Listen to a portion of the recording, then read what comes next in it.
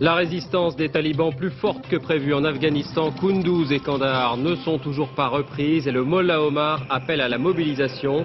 L'intervention de soldats français est une question de jours, indique le gouvernement. Information France 2 à Boulogne-sur-Mer, la justice enquête sur une effroyable affaire de pédophilie. Les parents louaient leurs enfants, entre guillemets, contre les faveurs des commerçants ou des notables. Lionel Jospin vient d'annoncer une réforme pénale contre la prostitution des mineurs. Des champs et quelques fermes à 125 km de Paris, c'est bien le site de Chaulnes, dans la Somme, qui a été choisi pour la construction du 3e aéroport. Nous serons sur place. Nouvelle grève dans le secteur de la santé. Cette fois, ce sont les médecins généralistes qui souhaitent une revalorisation des tarifs de consultation. Appel à une grève des gardes de nuit. À partir de ce soir, il faudra appeler le SAMU. On le voyait en 3e homme, mais aujourd'hui, beaucoup s'interrogent sur le maintien de sa candidature à la présidentielle. François Bayrou est l'invité de Questions ouvertes, juste après ce journal. Bonsoir à tous, merci de votre attention. Avant de développer ces titres, mais toujours à propos de l'Afghanistan, nous avons retrouvé l'un des héros, malgré lui, de la libération de Kaboul. Souvenez-vous, l'image qui a peut-être le plus marqué les esprits, celle de ces hommes, radio en main, qui ont redécouvert le plaisir d'écouter de la musique, jusque-là interdite. Eh bien, la chanson qu'on entend lors de cette séquence est celle d'un artiste très connu. Il s'appelle Wahab Madadi. Il vit depuis plusieurs années en Allemagne. C'est là que Patrice Romden l'a retrouvé. À des milliers de kilomètres de Kaboul, Hambourg abrite un homme qui, à sa manière, a participé à la libération de la capitale afghane. Madadi Wahab, 62 ans, réfugié politique, condamné à mort par les talibans, est aujourd'hui propriétaire d'une cassette vidéo qu'il regarde en boucle depuis 3 jours. Sous le commentaire de CNN, tendez l'oreille, perce une musique jadis bannie par les talibans, aujourd'hui sacrée hymne à la libération. Cette musique, il la connaît par cœur et pour cause, c'est lui qui l'a composée et enregistrée.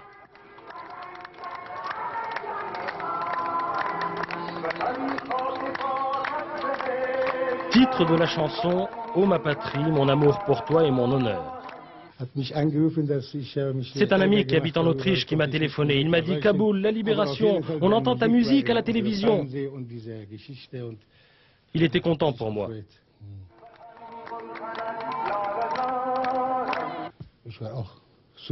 J'étais heureux et j'ai remercié Dieu pour le départ des talibans, conclut-il avec simplicité. Héros kabouli, hambourgeois anonyme, Madadi Wahab est l'invité du théâtre de la ville de Paris à l'occasion d'une soirée afghane programmée pour le 15 décembre prochain. Il aimerait bien honorer cette invitation. Hélas, son statut de réfugié lui interdit de quitter Hambourg. La situation militaire maintenant, après la chute de Kaboul, on s'attendait à une débâcle assez rapide des talibans, mais Kandahar tient toujours, malgré les bombardements américains et malgré aussi la rébellion des tribus pashtunes. Le chef des talibans, le Mollah Omar, a même lancé un nouveau cri de guerre dans une interview recueillie par la BBC. Loïc Delamornay.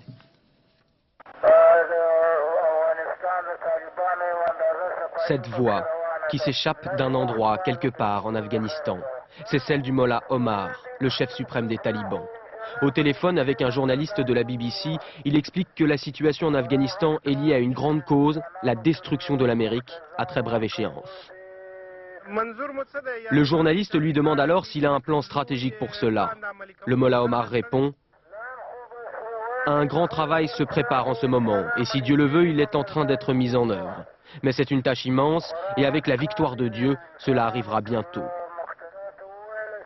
Le Mollah Omar lui-même confirme l'actuelle déroute des talibans. Les soldats sont partis achetés par les dollars, dit-il. Cela veut dire que Dieu n'était pas à nos côtés. Et c'est pour cela que nous faisons à présent un grand travail de nettoyage parmi nos troupes. Et très bientôt, vous verrez les résultats et le changement de la situation. Pour l'heure, l'Alliance a reconquis tout le nord du pays, à l'exception de Kunduz. Mais au sud, le Pakistan ne veut pas perdre son influence et il incite les tribus pashtunes, même celles anti-talibans, à occuper le terrain. En effet, ces Pashtuns n'ont aucune envie de tomber sous l'administration de l'Alliance, peuplée d'Ouzbeks et de Tadjiks. Ce matin, une délégation tribale devait quitter Quetta, au Pakistan, pour aller négocier la reddition des talibans qui se sont repliés sur Kandahar. De cette ville, les informations qui nous parviennent sont très confuses. D'importants combats se dérouleraient dans les faubourgs. Dans une interview à Al Jazeera, les talibans ont assuré qu'ils combattraient jusqu'au dernier. Oussama Ben Laden et le Mollah Omar, eux, ont sans doute quitté la ville depuis longtemps. Ils auraient transité par ces grottes et ces caches, pilonnés sans succès par l'aviation américaine ces derniers jours. Et quoi qu'il arrive, Ben Laden a prévenu, les Américains ne le prendront jamais vivant. À propos de Ben Laden et d'Al-Qaïda, on retrouve en direct notre envoyé spécial à Kaboul, Michel Fine. Kaboul où l'homme et son organisation possédaient plusieurs bases. Dans l'une d'entre elles, on aurait retrouvé des documents expliquant comment fabriquer une bombe nucléaire, Michel. Oui, alors ce sont des journalistes du Times, du journal londonien Le Times, qui ont retrouvé dans une des nombreuses maisons d'Al-Qaïda, l'organisation d'Oussama Ben Laden, des documents qu'ils ont trouvés par terre. Ce sont des documents qui étaient écrits en plusieurs langues, en arabe, en anglais, en allemand, documents expliquant comment fabriquer une bombe nucléaire, comment fabriquer des armes nucléaires, et d'autres documents expliquant comment provoquer une réaction thermonucléaire. Alors bon, c'est intéressant, qu'est-ce que ça veut dire? Peut-être pas grand-chose. Les services de renseignement du monde entier savent depuis longtemps que Ben Laden et Al-Qaïda s'intéressent aux armes nucléaires. La deuxième information, c'est que cela confirme l'énorme implantation à Kaboul de l'organisation Al-Qaïda, l'organisation de Ben Laden. Nous-mêmes avons pu visiter deux maisons, deux espèces de résidences des combattants de Ben Laden. La première se cachait sous la façade d'une organisation humanitaire. La deuxième, nous n'avons pas pu la visiter puisqu'elle avait été explosée par une bombe lancée par un B-52 américain le jour où les Moudjahidines sont entrés dans Kaboul. Je dois vous dire aussi qu'ici à Kaboul, il est aujourd'hui possible de visiter la maison de la famille Ben Laden. Maison dans laquelle on retrouve certaines photos, ce qui confirme donc l'énorme implantation d'Al-Qaïda ici. Merci Michel. À noter qu'en fuyant Kaboul, les talibans avaient emmené avec eux leurs 8 otages, 4 Allemands, 2 Américains et 2 Australiens, membres d'une organisation humanitaire accusés de prosélytisme chrétien. Eh bien, ils ont été libérés à 140 km de là par la population locale. Nous sommes sortis de la prison et dans les rues, les gens applaudissaient et nous étreignaient, ont-ils raconté. Un hélicoptère est ensuite venu les chercher pour les emmener ici, à Islamabad. Ils sont soulagés et en bonne santé. Les talibans résistent à Kandahar, ils résistent aussi à Kunduz, dernière enclave du nord du pays, encore entre leurs mains. À quelques kilomètres de là, la capitale de l'Alliance du Nord, Taloqan, tout près de la ligne de front. On retrouve nos envoyés spéciaux, Bertrand Coq et Olivier Robert. Ici, la guerre prend son temps. Loin de Kaboul, au sud de Taloqan, les talibans résistent encore malgré l'intervention presque quotidienne de l'aviation américaine. Leurs positions sont à portée de jumelles, au-delà des plaines arisières. Ici, l'Alliance du Nord marque le pas et suit même des revers. Devant, plus au sud, c'est le verrou de Kunduz et ses 10 000 talibans, dont paraît-il une majorité d'islamistes ouzbeks décidés à ne pas se rendre. Pour d'autres, la guerre est déjà finie. Capturés ces jours-ci, souvent après que leur commandant les ait abandonnés, ils sont afghans, talibans, et leur avenir immédiat, c'est la prison de Taloqan. Une baraque réquisitionnée par l'Alliance du Nord et dont l'unique cellule est un container. Parmi les prisonniers de Taloqan, il y a 3 étrangers. Un Ouzbek qui a perdu la raison, un Pakistanais qui croyait faire la guerre aux Américains et qui regrette amèrement d'avoir dû tirer sur d'autres musulmans, et un Arabe, nettement moins repentant. Ces geôliers le disent saoudien. Lui n'en démord pas. Russe, américain, israélien, le prophète lui commande de leur faire la guerre. Même s'il doit rester 1000 ans en prison, il continuera le djihad. Les uns et les autres ont de la chance d'être en vie. Leur sort n'est pas encore fixé. L'Alliance du Nord doit apprendre à présent à gérer sa victoire, notamment en réinstaurant un semblant d'administration ici à Taloqan. C'est à cette condition que les vainqueurs du jour pourront prétendre demain à une place de choix dans un gouvernement d'union nationale. Si l'Alliance du Nord a tenu le premier rôle dans le recul des talibans, le soulèvement des populations a aussi été déterminant. C'est le cas à Jalalabad. Les images que vous allez découvrir ont été tournées au moment même où le sort de la ville était en train de basculer. C'était donc il y a 48 heures. Commentaire Daniel Wolfram. En bon ordre et dans le calme, les talibans quittent Jalalabad. Le caméraman amateur habitant de la ville se fait discret, pas question d'être surpris. L'homme filme comme il le peut le convoi des anciens maîtres de la ville. Jalalabad, centre historique de la culture de l'opium. Pick-up tout-terrain, puissante limousine, les talibans se tassent dans ces véhicules, si luxueux pour le pays. L'homme a peur, brusquement il se cache, si on le voyait. Les talibans détestent les images, encore plus en ces jours de défaite. Un peu plus tard, contraste. Les vainqueurs arrivent, eux, en taxi. Par précaution, l'homme reste sur son balcon. Des années de guerre l'ont rendu méfiant. Il continue à filmer de haut l'arrivée des forces d'opposition aux talibans. Et ce n'est qu'après, rassuré par ce qu'il voit, qu'il descendra enfin dans la rue pour saisir ces images, devenues classiques ces derniers jours. Et voici encore des scènes de pillage, ou plutôt de récupération de vivres et d'ustensiles divers, de maigres biens pour une population dépourvue de tout, à la veille d'un hiver toujours rigoureux. On entendait tout à l'heure que les tribus pashtunes opposées aux talibans souhaitaient ne pas laisser le pays sous le contrôle de l'Alliance du Nord. Eh bien, c'est le cas justement ici à Jalalabad. 2 à 4 000 pashtunes armés et repliés au Pakistan ont traversé la frontière et pris la route pour aller s'installer dans la ville. C'est là que nous retrouvons notre 3e équipe en Afghanistan, Agnès Varamian et Diane Richard.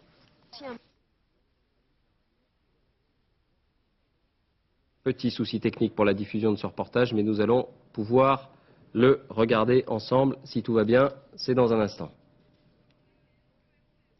Alors, ce sera pour un peu plus tard. Parmi les autres signes de la libération de l'Afghanistan, non, nous pouvons retourner donc à Jalalabad avec donc ce convoi de Pashtuns, 2 à 4 000 hommes armés qui sont allés gagner la ville. Sur place, Agnès Varamian donc et Diane Richard.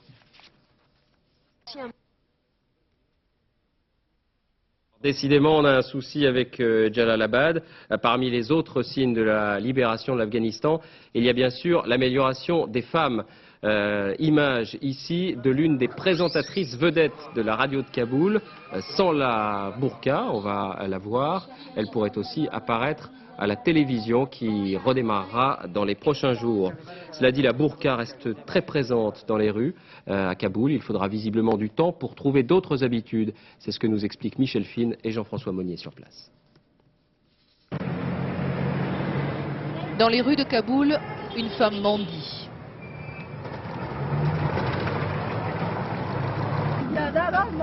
Donne-moi de l'argent, mon frère, dit-elle. Je suis pauvre. Je veux acheter du pain. Elles sont des centaines comme elle dans les rues. La plupart du temps, elles ont des enfants à nourrir, leur mari est mort et les talibans leur ont interdit de travailler. Depuis 5 ans, ces femmes n'ont qu'une solution, mendier ou se prostituer. À quelques kilomètres de là, dans un quartier pauvre, vit Agena. Elle était professeure de géographie avant l'arrivée des talibans. Lorsqu'ils ont pris Kaboul, ils ont fermé les écoles pour filles, interdit le travail des femmes. Agena a continué à percevoir son maigre salaire, 25 francs par mois, pendant 3 ans. Puis, elle n'a plus rien perçu. Aujourd'hui, elle doit faire des travaux de couture pour vivre. Nous avons plein de problèmes, dit-elle. Mes fils ont besoin de vêtements, de stylos, de cahiers. On a plein de problèmes et tout ça à cause des terroristes. Avec le départ des talibans, la vie d'Agena est en train de changer. Elle sait qu'elle pourra retrouver un travail pour nourrir ses enfants et qu'elle pourra surtout ne plus jamais mettre cette burqa qu'elle a toujours détestée. À Kaboul, pendant les 5 années où sont restés les talibans, une seule catégorie de femmes a pu travailler. Les infirmières et les médecins. À l'hôpital pour enfants, il y avait 18 femmes docteurs et 45 infirmières. Elles n'avaient pas le droit de travailler avec les hommes.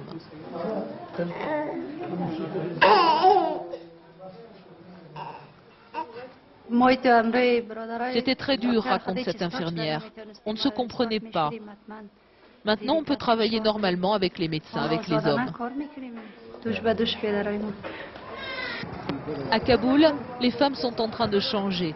Il y a encore 3 jours, elles vivaient cachées. Aujourd'hui, on les voit partout dans la rue, mais les femmes qui enlèvent leur burqa restent rares. Kaboul libéré, Jalalabad aussi. On va maintenant retrouver précisément nos envoyés spéciaux Agnès Varamian et Diane Richard pour ce convoi, cet équipé de milliers de Pashtuns qui ont traversé la frontière venant du Pakistan et qui ont gagné la ville aujourd'hui. Ce sont les derniers lacets de la Khyber Pass, cette vallée rocailleuse où s'achève le Pakistan, où s'ouvre la porte par l'est de l'Afghanistan. Dans le convoi que cette fois rien ne semble pouvoir arrêter, des bus entiers d'anciens moudjahidines repliés depuis 5 ans à Peshawar. Aucune formalité, alors que les policiers pakistanais sont si souvent tatillons. De l'autre côté, en Afghanistan, la voie est libre. Les talibans ont déserté leur poste frontière. Ils sont partis, ils ont disparu, disent ces Afghans des tribus pashtunes. Nous étions heureux avec les Indes, c'est-à-dire les talibans, mais on est content de voir les autres. Le long de la route, dans les montagnes, les anciennes bases des talibans vident, elles aussi. Depuis hier, des groupes d'hommes en armes convergent vers Jalalabad. Ils viennent de l'Est, du Nord. Ce sont des moudjahidines ralliés à l'alliance du commandant Massoud qui tiennent la ville ce soir. Il n'y a pas eu de combat. Nous n'en voulons pas. La guerre, les tueries, ce n'est pas utile. Si les talibans se sont enfuis, certains de ces hommes racontent qu'ils ont croisé ceux qu'on appelle les Arabes, ces combattants non afghans autour d'Oussama Ben Laden. En venant ici, on a vu 8 Arabes. Ils essayaient de s'enfuir. On les a capturés. Mais ils ont tué 3 de nos moudjahidines à un endroit et 2 autres ailleurs. Il y a eu des blessés. On les a arrêtés, mais on ne les a pas tués. Les moudjahidines affirment être plusieurs milliers à Jalalabad, mais ils sont dirigés par différents commandants. Ces chefs sont réunis sous bonne garde pour des pourparlers dans la résidence du gouverneur de la ville. Les différentes factions des moudjahidines sont en train de négocier pour nommer un nouveau gouverneur à Jalalabad, car autant d'hommes en armes, autant de commandants fait craindre à la population un dérapage en guerre civile. Des précisions sur l'après-Taliban maintenant. Le plan de l'ONU a été adopté. Il prévoit une administration de transition pendant 2 ans avec déploiement d'une force multinationale. La France y participera, c'est une certitude, et c'est une question de jour, dit-on au gouvernement. Objectif, assurer la sécurité des civils et permettre l'arrivée de l'aide humanitaire. Les soldats français seraient a priori chargés de la zone de Mazar-e-Sharif. Pas de précision en revanche sur leur nombre. Paul de Genève.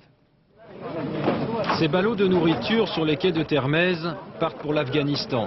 Mais rien ne garantit qu'ils soient livrés aux populations. C'est pourquoi l'armée française sera envoyée sur le sol afghan.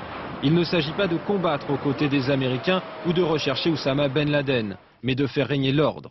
L'action française doit se concentrer sur la région de Mazar-e-Sharif, ville libérée vendredi dernier et livrée aux guerriers du général Dostum. Ici, la population est particulièrement vulnérable. C'est dans le nord-ouest du pays qu'il y avait les populations les plus touchées par la sécheresse. Et puis d'autre part des zones de montagne avec des enfants menacés par le froid. Le gouvernement n'a pas pour l'instant donné de détails sur la nature des forces envoyées. Des troupes de l'armée de terre et pas seulement des forces spéciales, comme ces missions humanitaires en Albanie. L'armée française ne sera pas chargée directement d'acheminer l'aide, mais seulement de sécuriser les grands axes. Que l'aide arrive vraiment à ceux qui en ont réellement besoin. Selon le ministre de la Défense, l'envoi des premiers soldats français est une question de jours. Une question de jours également pour les Britanniques. Leur mission sera identique à celle des Français. D'autres pays comme la Jordanie, le Danemark et l'Allemagne devraient également participer à cette action.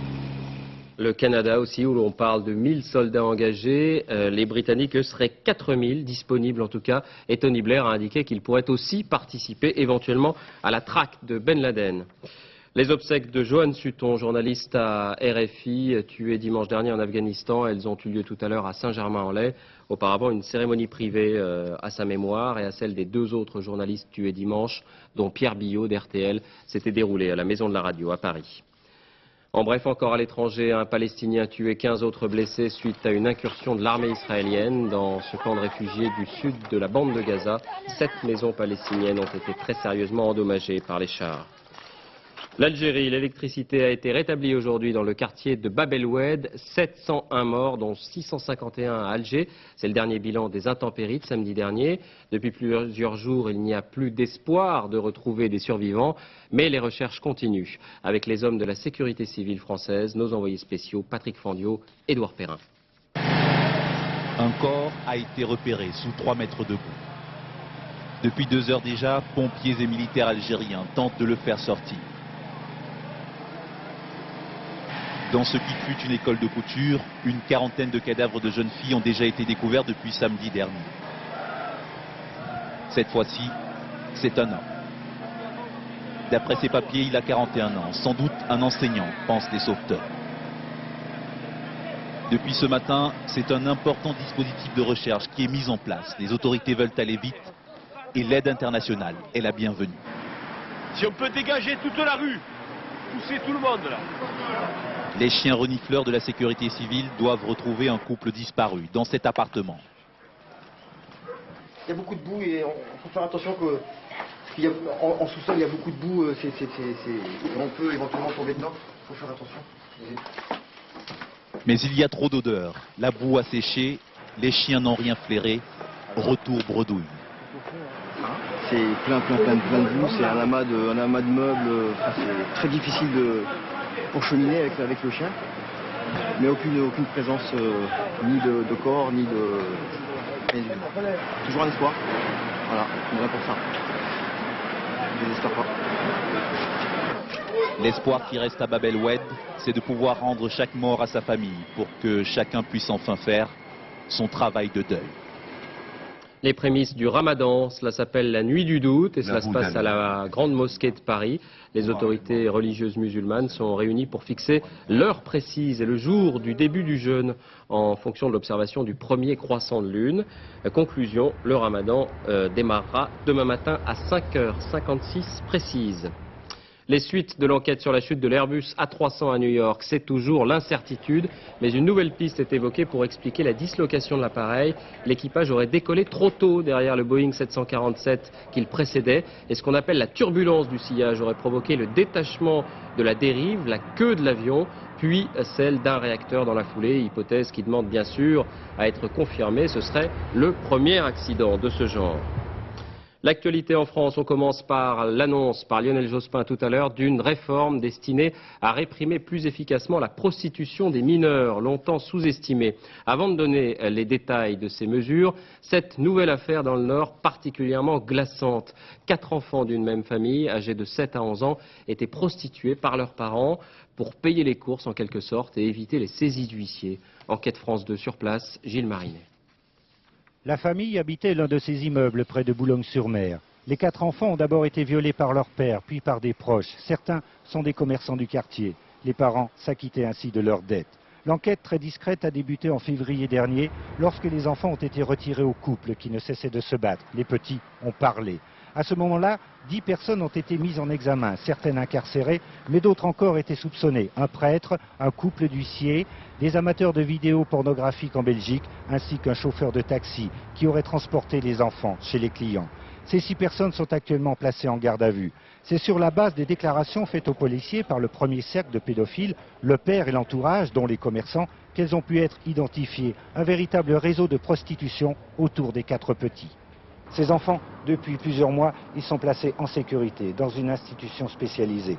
La justice maintenant va devoir retracer les étapes de leur calvaire, de l'inceste à la prostitution. Triste coïncidence, c'est pour des faits similaires que 2 parents sont jugés depuis ce matin par la cour d'assises d'Angers. Leurs 4 filles étaient obligées de participer à des soirées échangistes. Leur calvaire aurait duré 7 ans. François Privat sur place. Véronique Liègre va assister au procès de ses parents.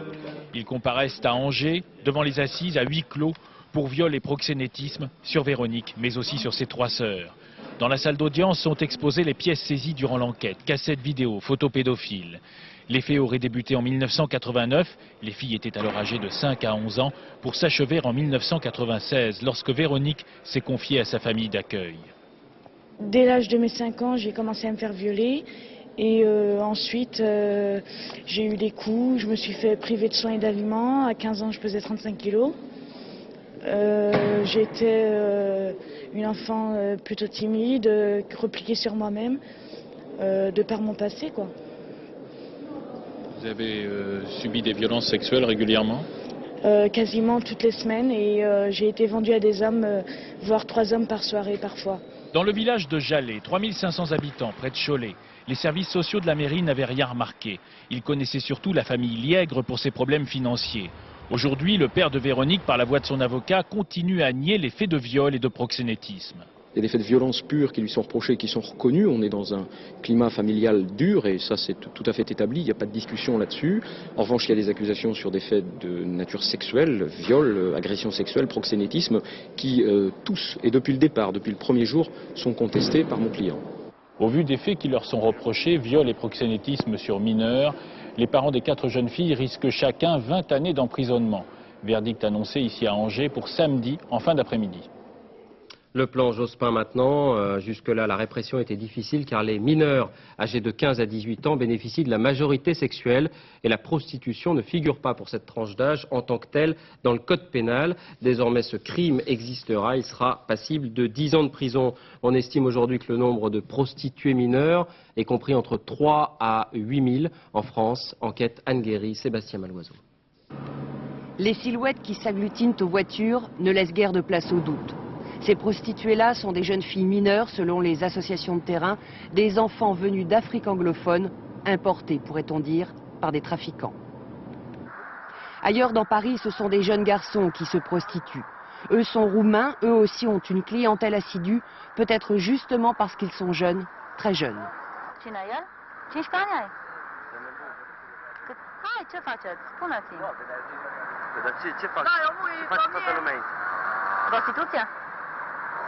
Da? Și cât e pe noapte? Pe asta? Pe asta cât e? 500. Ces silhouettes d'enfants ne semblent pas effaroucher les clients, bien au contraire.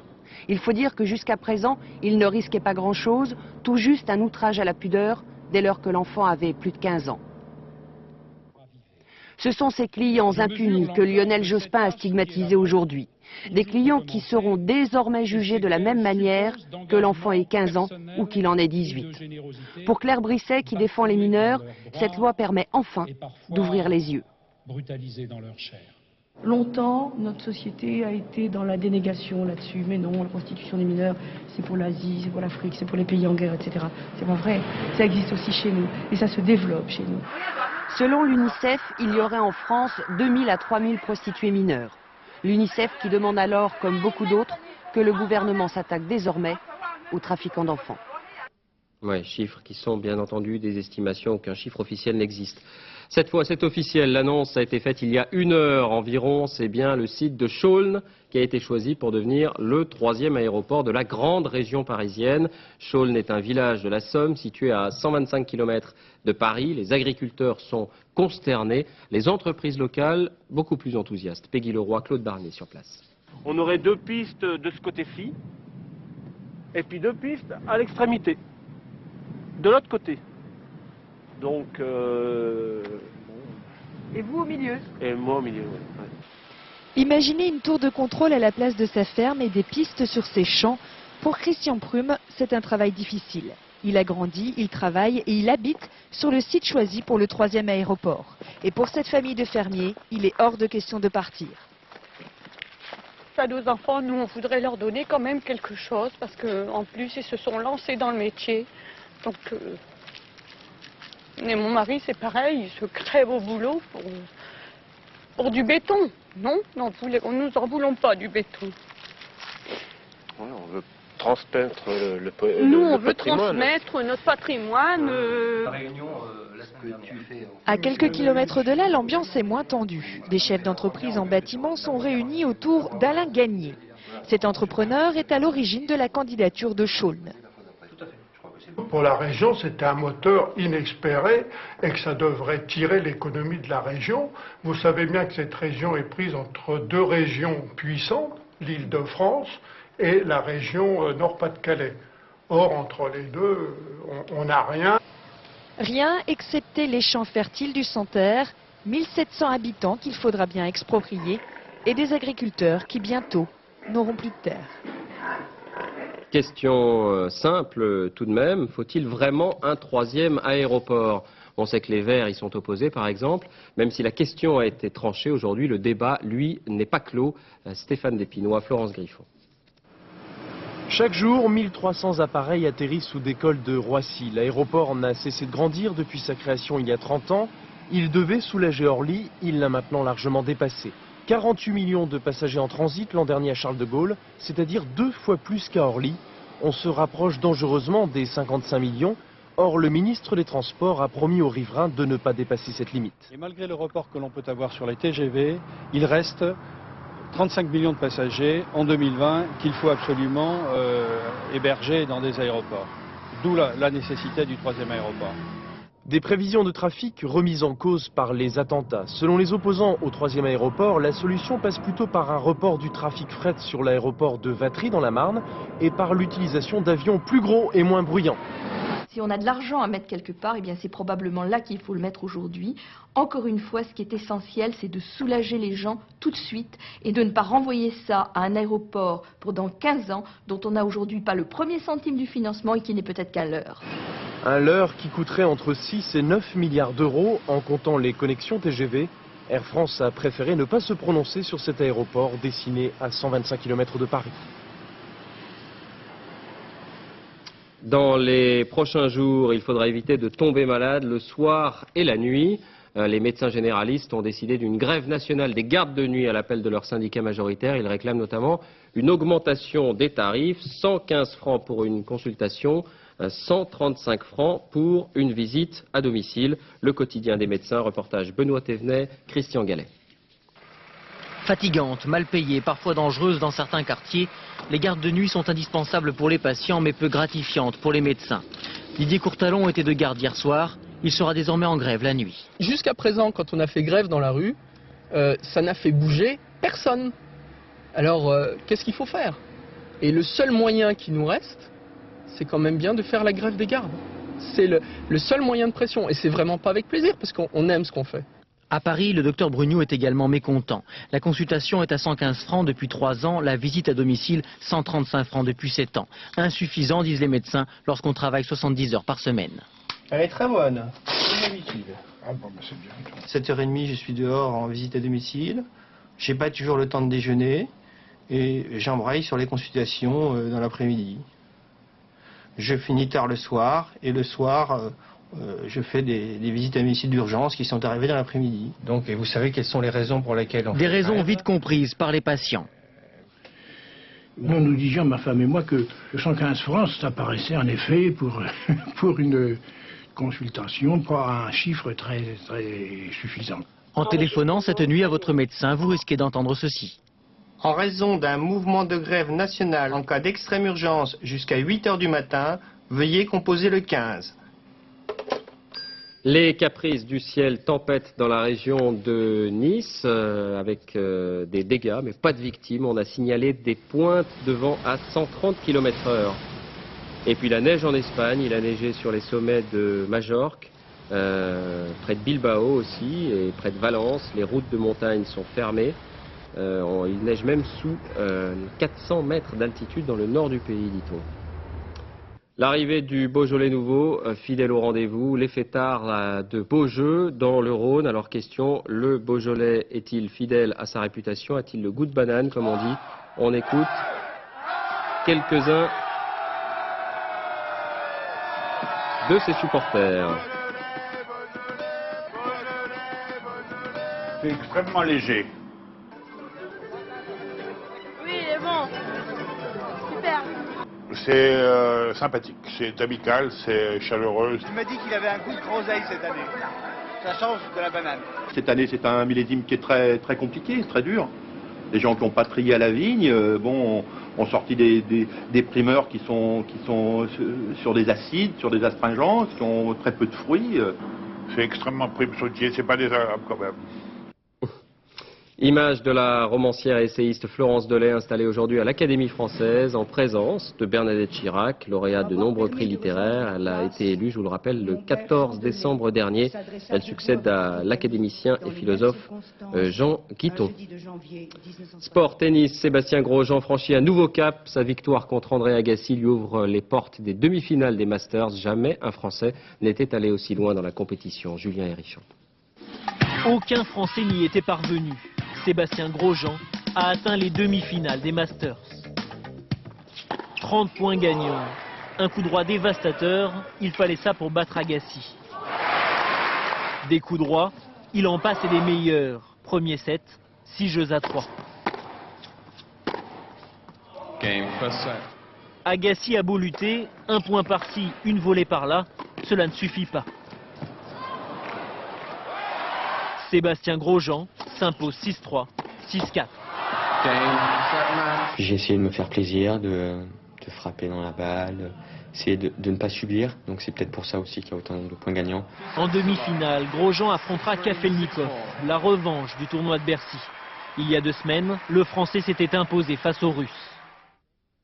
Football, le Brésil et l'Allemagne disputeront bien la Coupe du Monde 2002. Les Brésiliens grâce à leur victoire face au Venezuela, 3-0, ici le dernier but de Rivaldo.